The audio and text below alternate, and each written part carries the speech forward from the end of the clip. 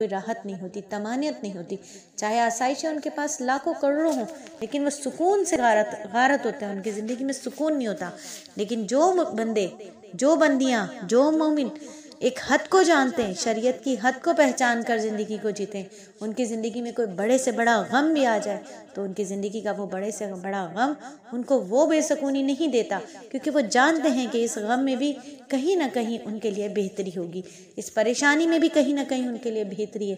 तो ये किताब क्या है? ये हक़ को वाज़े करने वाली किताब है।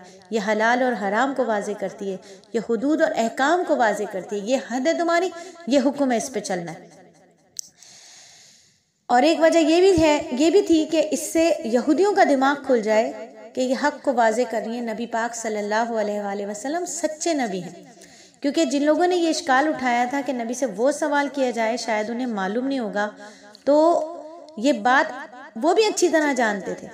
सारे यहूद और सारे नसारा भी इस बात को अच्छी तरह जानते थे कि जितनी तफसीलात नबी सल्लल्लाहु अलैहि वसल्लम ने उनको दी थी वो यहूद और नसारा के पास भी नहीं थी, वो तफसीलात ईसाइयों के पास भी नहीं थी, ना ही वो यहूदियों के पास थी, हालांकि वो तो अपने आप को वारिस समझ रहे थे ना।